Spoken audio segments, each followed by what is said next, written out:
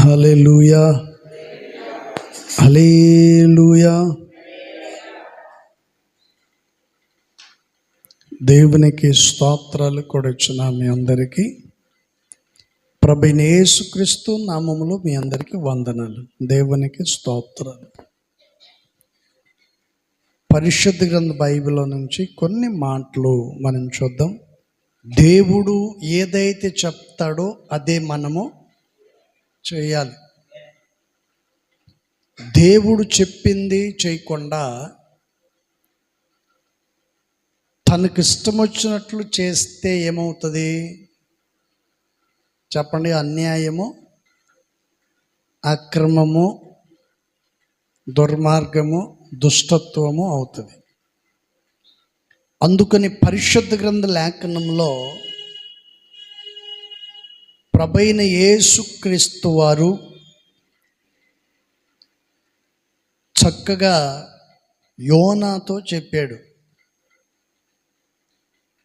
ప్రభువు చేయమని చెప్పినవి, ప్రభువు చేయమని చెప్పినవి. మరి ప్రభు చెప్పిందేంటి, యోనా చేసిందేంటి? తన జీవితంలో ఎన్నో ఆటంకాలు ఎదురయ్యాయి, ఎన్నో బలహీనతలు, ఎన్నో సమస్యలు. తన సేవ జీవిత ప్రయాణాలలో ఎన్నో ఆటంకాలు యోనాకు ఎదురయ్యాయి. వాటన్నిటినీ అధిగమించి ఒక్కొక్కటి చెప్పండి, అధిగమించి తొలగించబడుతూ తప్పించుకుంటూ చక్కగా నినివే పట్టణానికి చేరాడు. ఎందుకంటే ప్రభు మార్గంలో మనం నడుస్తూ ఉన్నప్పుడు, వెళుతూ ఉన్నప్పుడు సాతాను చెప్పండి ఏం చేస్తాడంట? ఆటంకపరుస్తాడు. సాతాను పని ఏంటంటే ఆటంకపరిచే పని. సాతాను పని ఏంటంటే ఆటంకపరిచే వంటి పని. ఎందుకంటే నువ్వు ఆత్మీయంగా వెదకూడదు అనేది సాతాను యొక్క పని. నువ్వు అభివృద్ధి పరచబడకూడదని, సమాధానం కలిగి నువ్వు ఉండకూడదు. ఏంటండి? సంఘ సహవాసంలో కలిసి ఉండకూడదు. ఎంతసేపటికి నీ జీవితాన్ని పాడు చేయటమే సాతాను యొక్క పని. నీ మార్గాన్ని చెరిపేయటమే నీ పని, సాతాను యొక్క పని. అందుకని సాతాను యోనా దేవుడు చెప్పినటువంటి తన మార్గంలో వెళుతున్నప్పుడు ఆలోచన పుట్టించాడు. ఏంటండి? యోనాను దేవుడు అంటాడు, నువ్వు నినివే పట్టణానికి వెళ్ళరా బాబు అంటే, సాతాను అంటాడు, అక్కడికి పోతే నువ్వు తట్టుకోలేవు, అక్కడ నీకు అంత ఫెసిలిటీ ఉండదు, ఎక్కడుంటావు, నీకు తెలియని ప్రజలు, వాళ్ళ మధ్యలోకి వెళ్ళి ఎలా పరిచయం చేస్తావు అని చెప్పి సాతాను యోనాకు చెప్పండి ఏం ఆలోచన చెప్పండి, అక్కడికి వెళ్ళనివ్వకుండా దేవుని మార్గమును తప్పించటానికి ఎన్నో ఆలోచనలు చేసి ఎన్నో ప్రయత్నాలు చేస్తే చివరికి సాతాను అతని నినివే పట్టణానికి వెళ్ళనివ్వకుండా తర్షీసుకు వెళ్ళి ఎక్కువ, నువ్వు ఎక్కాల్సిందే, కాదు ఎక్కువ అంటాడు. ఏంటండి? Praise the lord. ఈ మధ్య తెనాలి రైల్వే స్టేషన్లో పిల్లల్ని తన సామాన్లు ఇవన్నీ వదిలేసి వాళ్ళకి ఏదన్నా తినేదాన్ని తీసుకొద్దామని దిగింది. ఈమె దిగి అక్కడ తీసుకునే లోపు ఇటు నుంచి ఒక ట్రైన్ వచ్చింది. ఈమె విజయవాడకి వెళ్ళాల్సిన ట్రైన్లో ఉంది. ఏదైనా తినేదానికి తీసుకుందామని చెప్పి అక్కడ స్టేషన్లో దిగింది. ఆ లోపు విజయవాడ నుంచి ఒక ట్రైన్ వచ్చింది. చెప్పండి, విజయవాడ వెళ్ళే ట్రైన్లో ఈమె దిగింది. చివరికి మొత్తానికి ఈమె దిగి తీసుకునే టైంలో ఈ ట్రైన్ దిగానా చెప్పండి, ఆ ట్రైన్ దిగానా అని ఆమె కన్ఫ్యూజ్ అయిపోయింది. ఓ పెద్ద అయినా ఆ ట్రైన్ దగ్గర నిలబడి ఉంటే ఏమో చూస్తున్నా ఎక్కువ అని చెప్పనేసరికి ఆమె ఆ ట్రైను ఎక్కేసింది. ఆ భోగి చూసింది, ఈ భోగి చూసింది, అక్కడ ఎత్తికింది, ఇక్కడ ఎత్తికింది, పిల్లలు బ్యాగులు లేరు. ఏంటి సంగతి అని ఒకళ్ళని అడిగితే అప్పుడు చెప్పారయ్యా ఈ ట్రైన్ ఎక్కడికి వెళ్తుంది అంటే, ఈ ట్రైన్ చెన్నైకి వెళ్తుందమ్మా అన్న. ట్రైన్ చెన్నై వెళ్తుంది, నువ్వు ఎక్కడికి? విజయవాడ. చెప్పండి, ఒక పెద్దయిన ఆ ట్రైనా ఈ ట్రైనా అని ఈమె ఆలోచించుకుంటున్న సమయంలో ఒక పెద్దయిన వచ్చి ఈమెనేమన్నాడు చెప్పండి, తొందర చేసి ఎక్కువ ఇదే ట్రైన్ అన్నాడు. ఆమె పాపం చదువు లేదు కదా, ఎక్కేసింది. కొంత దూరం వెళ్ళిన తర్వాత అప్పుడు వేరే వాళ్ళు అడిగితే అప్పుడు చెప్పింది. అప్పుడు వేరే వాళ్ళు చెప్పిన తర్వాత వేరే స్టేషన్లో దిగి మరలా ఇంకో ట్రైన్ ఎక్కి విజయవాడకి వెళ్ళాల్సిన పరిస్థితి. Praise the lord. అప్పుడు ఆ ట్రైన్లో ఉన్నవంటి ఆర్పిఎఫ్ పోలీసులకు ఇన్ఫర్మేషన్ ఇస్తే వాళ్ళు వెంటనే విజయవాడకు ఫోన్ చేస్తే ఆ బ్యాగు, 2 పిల్లల్ని వాళ్ళు స్వాధీనం చేసుకొని ఈమె వెళ్ళేదాకా అక్కడ పెట్టారు. చూడండి, సాతాను ఒక మనిషిని చెప్పండి ఏం చేస్తాడంట, తమ మార్గాన్ని చెడగొట్టేదానికి రెడీగా ఉంటాడు. ఈరోజు చెడగొట్టే వాళ్ళే చాలామంది ఉన్నారు, బాగు చేసేవాళ్ళే ఎవరు లేరు. ఒరే నువ్వు బాగుపడతావు అని అన్నప్పుడు వాడికి ముళ్ళు మీద కూర్చున్నట్టే ఉంటుంది మన మాట. మనం చెప్పేవంటి మాటలు కొందరికి ముళ్ళు మీద కూర్చున్నట్టే ఉంటుంది. ఏది ఏమైనా సరే దేవుడు యోనాతో చెప్పాడు, నీవు చెప్పండి నినివే పట్టణానికి వెళ్ళమంటే సాతాను తనను అడ్డగించి చెప్పండి ఆలోచనలో పడవేసి తర్షీషుకు వెళ్ళి పడవను ఎక్కించాడు. చివరికి అక్కడికి వెళ్ళిన తర్వాత ఏమైంది, అన్నీ అల్లోకలమైపోయింది. Praise the lord. దేవుని చిత్తమునకు విరోధముగా చేస్తే జీవితాలలో నెమ్మది ఉండదు, కుటుంబంలో నెమ్మది ఉండదు. నీ జీవితంలో నువ్వు ఏం చేసినా నీకు తృప్తి ఉండదు. అందుకని ప్రభువైన యేసుక్రీస్తు వారు ఈ విషయాలను చాలా చక్కగా తెలియచేశాడు. Praise the Lord, hallelujah. అందుకని యోనా గ్రంథములో మనం చదివాం, 3వ అధ్యాయము 10వ వచనములో మనం చదివాం. అక్కడ చదివినటువంటి మాట ఏంటంటే, నినివే వారు తమ చెడు నడతలను మానుకొనగా వారు చేయుచున్న క్రియలను దేవుడు చూచి పక్షాతాపుడై వారికి చేయనుద్దేశించిన చేయుదునని తాను మాట ఇచ్చిన కీడును చేయక మానెను. Praise the lord. చెప్పండి, దేవుడు ఏం చేశాడంటండి, దేవుడు తన దృష్టిలో నినివే పట్టణం ఎలా కనపడిందంట చెప్పండి, ఘోరమైన పాపముతో కనపడింది. అంతటి ఘోరమైన ఆ పాపము చేత నింపబడిన ఆ పట్టణాన్ని దేవుడు చూసి ఉగ్రరూపుడై తర్వాత ఆలోచన చేశాడు. ఏమని, ఇదిగో ఈ వ్యక్తిని పంపిద్దాం, ఒకవేళ మారతారేమో. Praise the lord. దేవుడు ఎవరిని కఠినంగా శిక్షించడు, దేవుడు ఎవరిని సాతానుకు అప్పగింపడు, దేవుడు ఎవరికి అన్యాయమో చెయ్యడు, దేవుడు ఎవరికి అపకీర్తిని తలపెట్టడు. దేవుడు ప్రతి వారికి మేలే చేస్తాడు, కానీ కీడు మాత్రము చేయడు. కీడు చేసేది ఎవరు? సాతాను కీడు చేయిస్తాడు.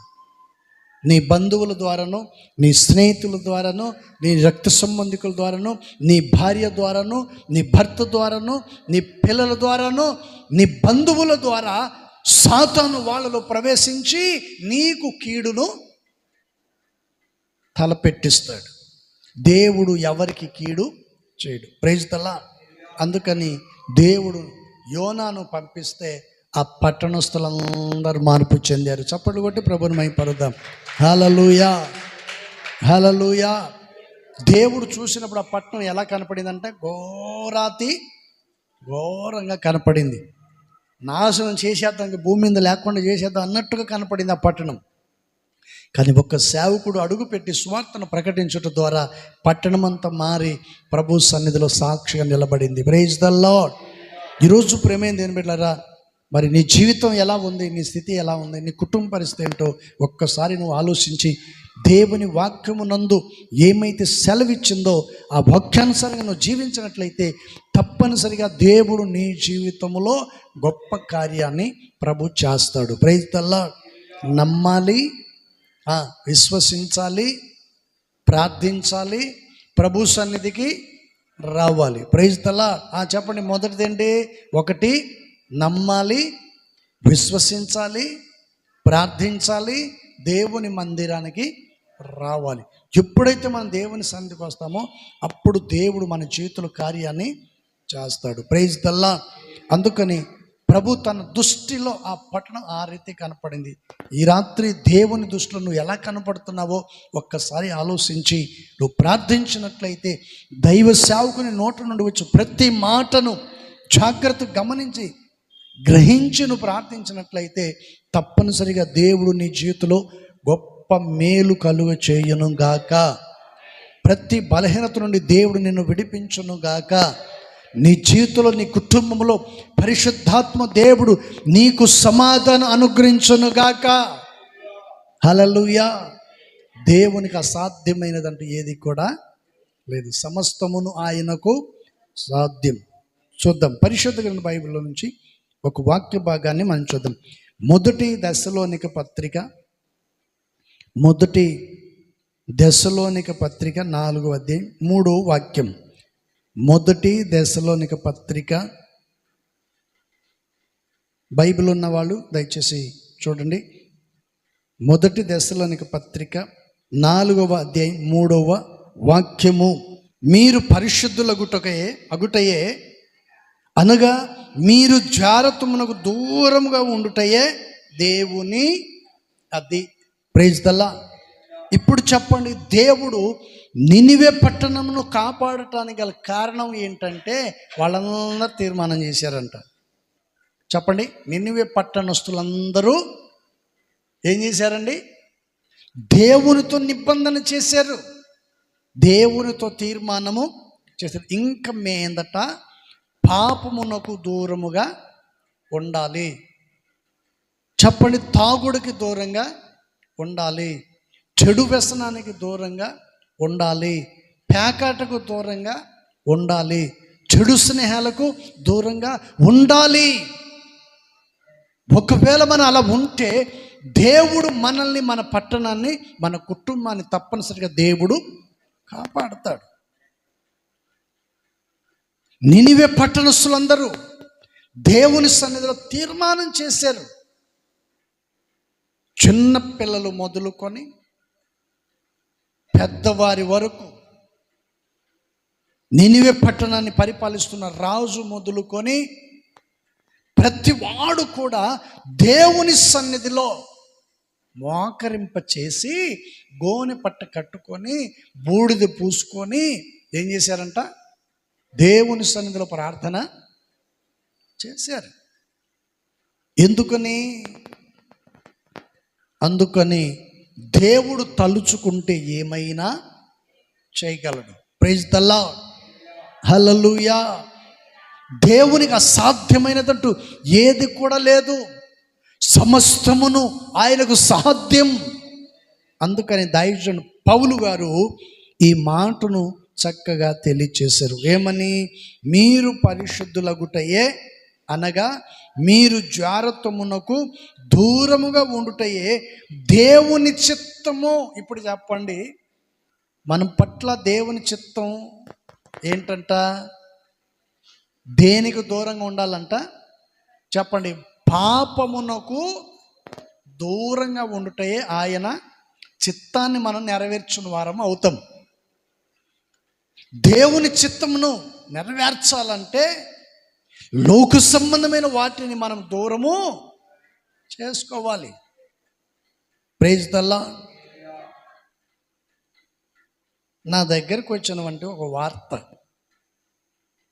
కొత్తగా పెళ్ళయింది. పెళ్ళయిన తర్వాత ఏంటండి, పెళ్ళయిన తర్వాత భార్యకు ఉద్యోగం వచ్చింది. భార్యకు ఉద్యోగం వచ్చిన తర్వాత భార్య అనిందంట, ఏంటండి నాకు ఉద్యోగం వచ్చింది, మరి మీరు కూడా నాతో పాటు వచ్చేస్తే బాగుంటుంది కదనని అంటే, మరి అమ్మోళ్ళు ఉన్నారు కదా, నాన్నోళ్ళు ఉన్నారు కదా, వాళ్ళ పరిస్థితి ఏంటి అని అన్నాడంట. అప్పుడు భార్య అనింది, నాకు తెలియని ప్రదేశం, నేను ఒక్కదాని ఆడ ఉండాలంటే కష్టం కదా అని చెప్పి భార్య భర్తను అడిగినప్పుడు ఏం చెప్పాలి చెప్పండి? చెప్పండి, ఏం చేయాలి? భార్య ముఖ్యమా, తల్లిదండ్రులు ముఖ్యమా? ఏంటంటే చూస్తున్నారు? చెప్పండి, ఎవరు ముఖ్యం? భార్య ముఖ్యమా, తల్లిదండ్రులు ముఖ్యమా? ఇద్దరు ముఖ్యమంటే మధ్యలో ఏలాడేది ఎవరు? చెప్పండి. Praise the lord. తల్లిదండ్రులేమో, ఒరే మమ్మల్ని వదిలేసిపోతావా, మీ నాన్నగారు చచ్చిపోతే చిన్నప్పటి నుంచి నేను సాకి పెద్దోడిని చేసి పెళ్లి చేశాను, ఈరోజు నన్ను వదిలేసిపోతావా అంటే అర్థం ఏంది? అది మొత్తానికి తల్లి చెప్పాల్సింది తల్లి చెప్పింది, భార్య చెప్పాల్సింది భార్య చెప్పింది. వీడికి ఏం చేయాలో అర్థం కాక మధ్యలో గబ్బిలంలాగా వెళ్ళకూడదు. మొత్తానికి చివరికి ఏమైంది తెలుసా? ఏంటండి, ఇప్పుడేమో భార్య పిలిచినప్పుడేమో రాలేదు, నేను పిలిచినప్పుడు నువ్వు రాలేదు కదా, ఇప్పుడు ఎందుకని చెప్పి ఆమె తలుపులేసేసింది. పోతానన్నప్పుడేమో పొమ్మని చెప్పకుండా తల్లి ఆమె చేయి వదిలేసిన తర్వాత ఇప్పుడు పోరా, ఇంక మాతో పని లేదులే అంటుందంట తల్లి. అంత అవ్వాల్సింది అయిపోయింది, చేయాల్సిందని చేసి, పెట్టాల్సింది నిప్పు అంత పోసేసి, సంసార జీవితంలో నిప్పు పోసేసి ఇప్పుడు పోరా అంటే అర్థం ఏంటది? Praise the Lord. హల్లెలూయా. చెప్పండి, దేవుని వాక్యం ఏం సెలవిస్తుంది? ఏం వింటున్నారు? కుటుంబ వ్యవస్థ ఎలా ఉంది? ఒక్కసారి ఆలోచన చేయొద్దండి. ఏ తల్లిదండ్రులైనా పిల్లలు పెళ్ళి అయినప్పుడు ఏదైనా వాళ్ళిద్దరికి గొడవలు వచ్చినా తేడా వచ్చినా ఏమంటారంటే, అయ్యా మేము ఇప్పుడు పెద్దోళ్ళు అయిపోయినాం, మీరు హ్యాపీగా ఉండి హాయిగా బ్రతకండి, ఎక్కడ ఉన్నా పర్వాలేదు, మా బతుకులు మేము బతుకుతాం, మీరిద్దరు సమాధానం ఉంటే చాలని పెద్దోళ్ళు కోరుకునేవాళ్ళు. మా అమ్మ ఎప్పుడు నాకు అదే మాట చెప్పేది. మాకిద్దరికి ఏదైనా గొడవ వస్తే, రే మీరిద్దరు వేరే వెళ్ళిపోయి ఉంటామన్నా ఉండండి, మాకు ఇబ్బంది ఏం లేదు. గొడవ వచ్చేది, ఏదైనా చిన్న చిన్న మాటలు గొడవ వచ్చినప్పుడు ఆమె అనేది, మా నాయన అనేవాడు, రే మీకు ఏదైనా మా ఇద్దరి ద్వారా ఏమైనా తేడా వస్తే మీరిద్దరు సపరేట్గా ఉండి బ్రతకండి హాయిగా అనేవాళ్ళు. ఎందుకని ఆ మాట అంటున్నారు వాళ్ళు? చెప్పండి. తన కొడుకు తన కోడలు హ్యాపీగా ఉంటే చాలు అనుకునే వాళ్ళు కొందరు ఉంటారు. కొందరేమో కొడుకు కోడలు హ్యాపీగా ఉంటే ఓర్వలేని వాళ్ళు కొందరు ఉంటారు. ఏంటండి చెప్పండి, సమాధానం కలిగి ఉన్న కుటుంబంలో శిష్యులు పెట్టి అత్తలు ఉన్నారు, కోడలు ఉన్నారు, కొడుకులు ఉన్నారు, భర్తలు ఉన్నారు. Praise the lord. ఈ సిచ్యువేషన్ నా దగ్గరికి వచ్చిన తర్వాత నాకేం బాధేసింది. నేను తిట్టేసాను లాస్ట్కి. మీ అమ్మ చేయాల్సిందంత చేసింది, మీ ఇద్దరి మధ్యలో స్విచ్ పెట్టేసింది. ఇప్పుడు వెళ్ళురా బాబు అంటే ఆమెమో నా దగ్గర రావద్దు అంటుంది. ఎవరు? భార్య. తల్లేమో పొమ్మంటుంది. చేయాల్సిందంత చేసేసింది, ఇప్పుడు పొమ్మంటే పరిస్థితి ఏంది? ఎక్కడికి పోలేడు? Praise the lord. జీవితంలో ఇట్లాంటి పరిస్థితి ఎవరికి రాకూడదు. Praise the Lord. హల్లెలూయా. చూడండి, ఎంత తల్లి కన్నా మారు మనసు ఉండాలి, లేదా భార్య కన్నా మారు మనసు ఉండాలి. ఇది ఒక్కరోజు 2 రోజులు నటన కాదు, ఇది జీవితాంతం ఇద్దరు కలిసి ఉండేటువంటి పరిస్థితిని. Praise the Lord. హల్లెలూయా. ఈ లోకంలో సాధించేది ఏది కూడా నువ్వు ఏం సాధించినా ఎత్తుకొని పోయేదేమీ లేదు. Praise the Lord. హల్లెలూయా. దైవజనుడు పౌలు చెప్తున్న మాట ఏంటి? పరిశుద్ధ గ్రంథ లేఖనములో దైవజనుడు పౌలు అంటున్నాడు, నా ఉద్దేశ ప్రకారం కాదు, నా ఆలోచన ప్రకారం కాదు, దేవుని ఉద్దేశం, ఆయన ఆలోచన, ఆయన చిత్తంలో ఉన్న రాయబడిన మాట ఏంటంటే, దేవుడు కోరుకుంటున్న మాట ఏంటంటే, మీరు పరిశుద్ధులగుటయే. ఏంటండి? మీరు పరిశుద్ధులగుటయే ఏంటండి? ఆయన చిత్తం. జారత్వమునకు దూరంగా ఉండుటయే ఆయన చిత్తం. Praise the lord. యేసన్న గారు అనేవాళ్ళు ఇట్లాంటి విషయాలు. Praise the lord. అందుకని దైవజనుడు పౌలు చక్కగా ఈ మాట చెప్పి 4వ వాక్యం కూడా చూడండి. మీలో ప్రతివాడును దేవుని ఎరుగని అన్యజనుల వలె కామాభిలాష యందు కాక పరిశుద్ధత యందును ఘనత యందును తన ఘటమును ఎట్లు కాపాడుకొనవలెనో అది ఎరిగి ఉండుటయే దేవుని చిత్తం. ప్రైజ్ తల్లా, హల్లెలూయా. ఇక్కడ చెప్పబడుతున్నటువంటి విషయాన్ని చూస్తే ప్రతివాడు కూడా ఏంటంటే ప్రతివాడు కూడా తనను తాను ఎట్లా కాపాడుకోవాలో అని ఎరిగి ఉండటమే దేవుని చిత్తం. ప్రైజ్ తల్లా.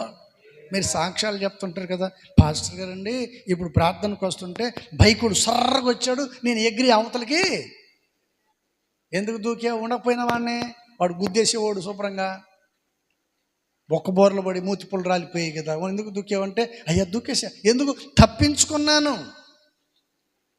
దైవజనుడు పౌలు ఏమంటున్నాడండి, తన ఘటమును ఎట్లు కాపాడుకొనవలెనో అది ఎరిగి ఉండుటయే అదే.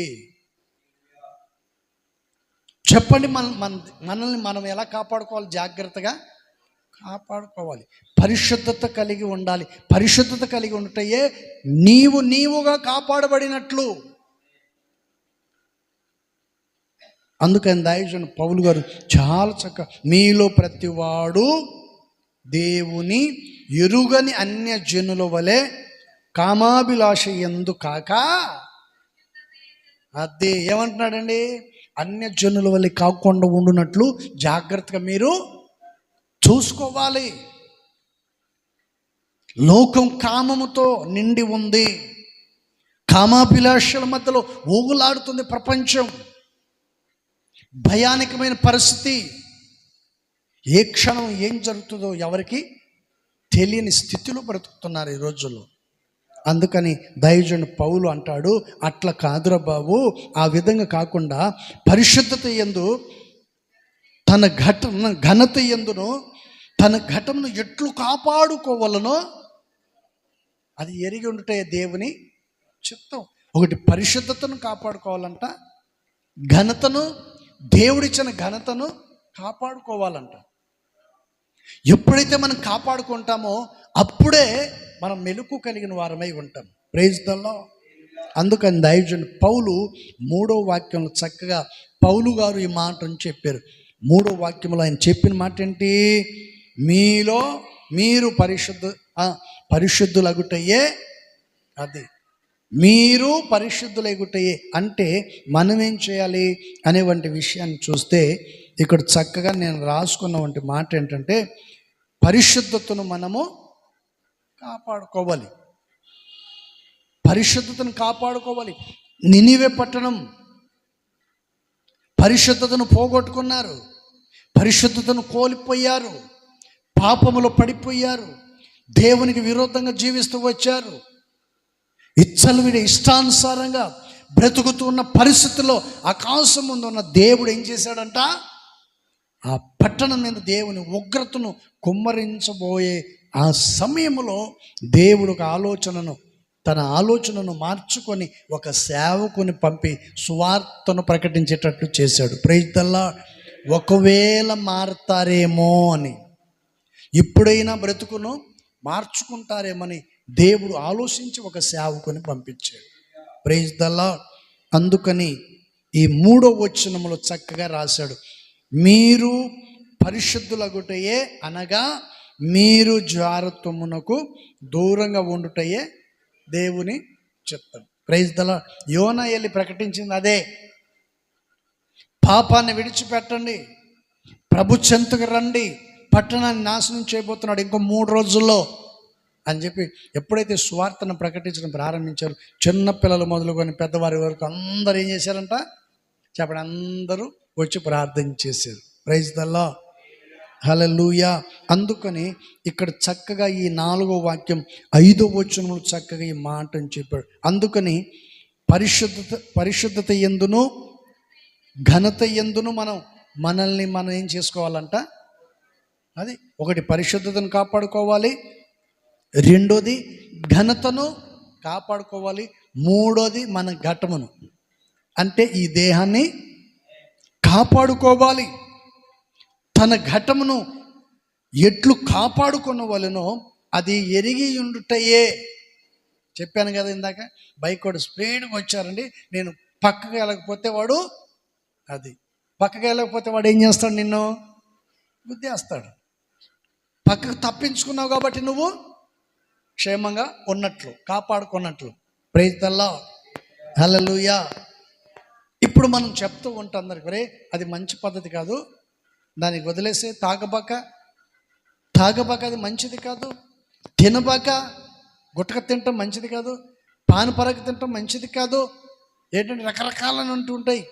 భయానకమైన పరిస్థితి ఏంటంటే, ఏదో ఒక ప్యాకెట్ ఒకటి ఉంటుందండి, దానిపైన క్యాన్సర్ బొమ్మ వేసి ఉంటారు.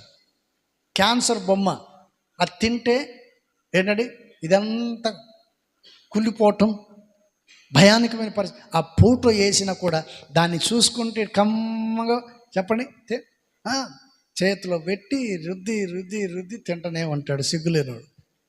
తిని చివరికి ఏమైంది, భయానకమైన జబ్బును చేతులను తెచ్చుకునేవాళ్ళు లేకపోలేదు ఈరోజు. Praise the lord. పెద్దవాళ్ళు ఎందుకు చెప్తున్నారు అనే ఆలోచన కొందరికి ఉండదు.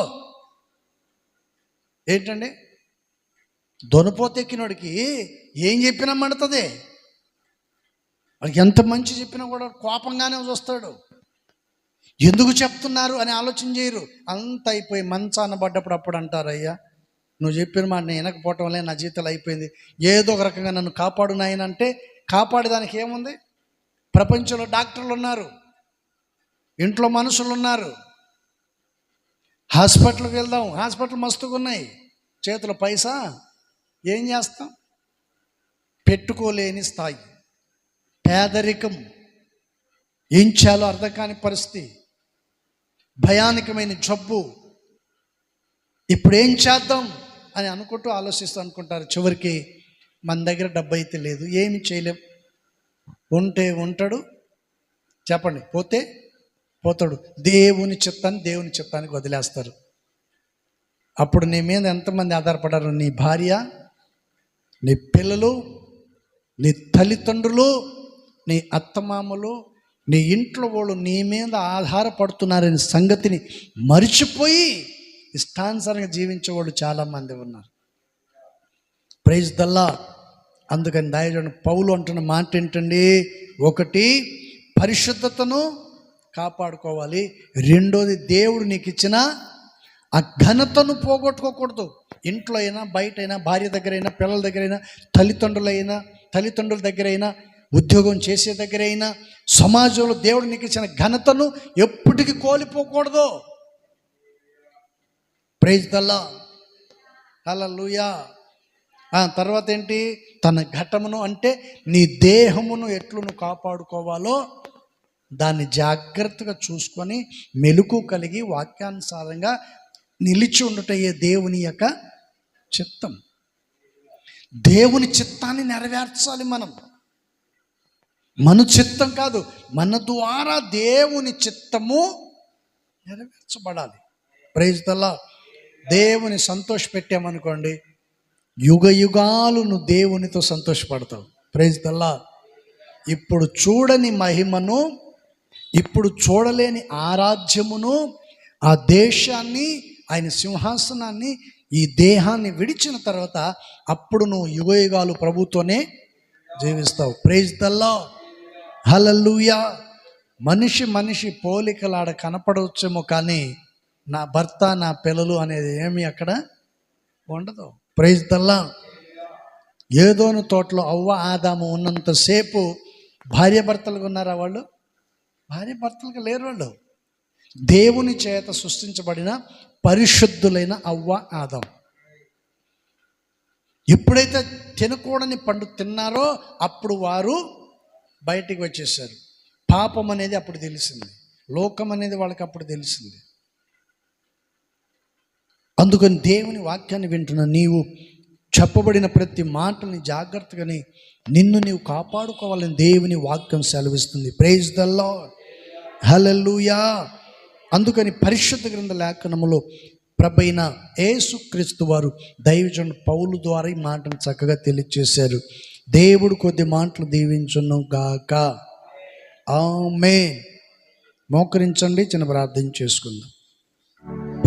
చేసుకుందాం. చెప్పబడిన వంటి మాటలు ప్రతి ఒక్కొక్కరి హృదయాలలో నాటబడినట్లు దేవుడు అంటున్నాడు.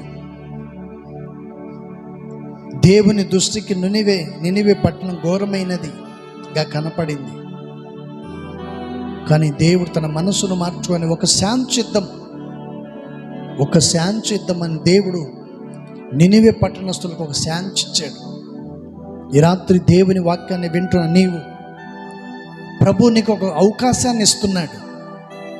ఎప్పటికైనా పర్వాలేదు, మారు మనసు పొందమని, వాక్యానుసారంగా నడుచుకోమని, దేవుని కృపకు దూరం అయిపోకూడదని, నీకిచ్చిన పరిశుద్ధతను కాపాడుకోమని దేవుని వాక్యం సెలవిస్తుంది.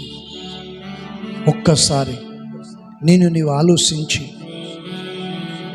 ప్రభు సన్నిధిలో ప్రార్థించు. దేవుడు నినివే పట్టణానికి ఒక శాంతి ఇచ్చాడు. యోనా అక్కడికి వెళ్ళి స్వార్థను ప్రకటించగా లక్షలాది మంది ప్రజలు మార్పు చెంది ప్రభు సన్నిధిలో చేర్చబడ్డారు, ప్రభు సన్నిధిలో రక్షించబడ్డారు. ఈరోజు ప్రేమైన దేవుని బిడ్డలారా, చెప్పిన మాటను వినకుండా పెడచెవిని పెట్టి వాక్యానికి విరోధంగా, తల్లిదండ్రులకు విరోధంగా, సేవకునికి విరోధంగా జీవిస్తూ ఉన్నావేమో. కానీ దేవుడు నిన్ను ప్రేమిస్తున్నాడు. దేవుడు నిన్ను ప్రేమిస్తున్నాడు. మనల్ని ప్రేమించే దేవుడు, ప్రార్థన ఆలకించే దేవుడు. అందుకని దైవజనుడు పౌలు అంటున్నాడు, నీ పరిశుద్ధతను, నీకిచ్చిన ఘనతను నువ్వు కాపాడుకోవాలి. దేవుడు నీకిచ్చిన ఘటమును ఎట్లు కాపాడుకొనవలెనో అది ఎరిగి ఉండుటే దేవుని చిత్తం. నిన్ను నీవు కాపాడుకోవాలంటే యేసు రక్తములో కడగబడాలి, నీ పాపమును విడిచిపెట్టాలి, ప్రభు సన్నిధికి రావాలి, నమ్మాలి, విశ్వసించాలి, ప్రార్థించాలి, దేవుని సన్నిధికి రావాలి. ఓ జీసస్, థ్యాంక్ యూ లార్డ్. నమ్మదగిన వాడే, నలు దిశలా నెమ్మది కలుగా చేయువాడే, నమ్మదగిన వాడే, నలు దిశలా నెమ్మది కలుగా చేయువాడే, నా జీవితమో జీవితమంతా అనుసరించినాడే, నాకై నిలువెల సిలువలో నలిగి కరిగినాడే, నా జీవితమో జీవితమంతా అనుసరించినాడే,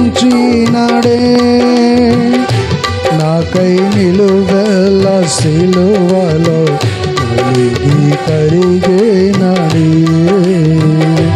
శరీరారెవ్వరు అందరం ప్రియుడైన యేసయ్య, అందరు కలిసి పాడదాం. శరీరారెవ్వరు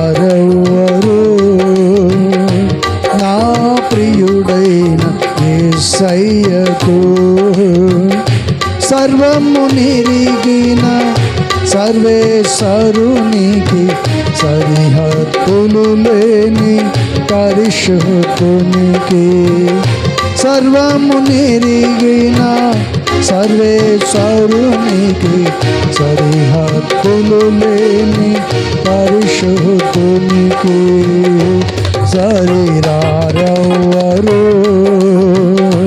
నా ప్రియుడైన యేసయ్యకు, శరీరారెవ్వరు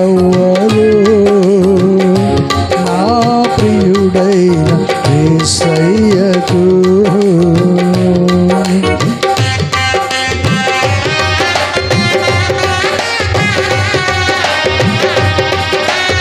చప్పటి కూడా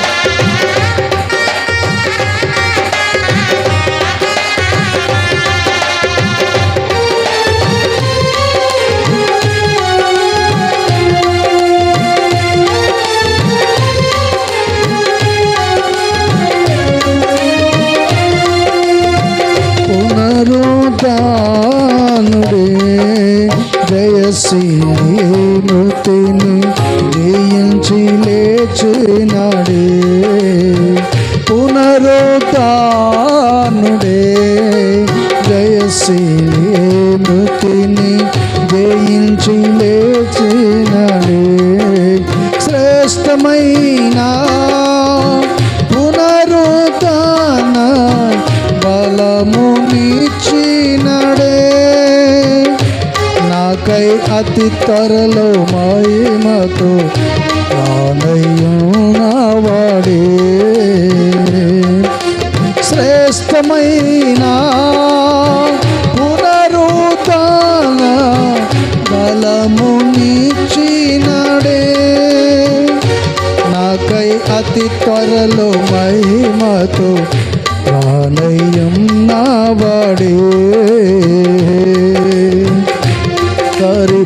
సరికారెవ్వరు నా ప్రియుడైన యేసయ్యకు, సరిరారెవ్వరు నా ప్రియుడైన యేసయ్యకు. సర్వము నెరిగిన సర్వేశ్వరునికి, సరిహద్దులు లేని పరిశుద్ధునికి, సర్వము నెరిగిన సర్వేశ్వరునికి, సరిహద్దులు లేని పరిశుద్ధునికి. సరిరారెవ్వరు నా ప్రియుడైన యేసయ్యకు, సరిరారెవ్వరు నా ప్రియుడైన యేసయ్యకు.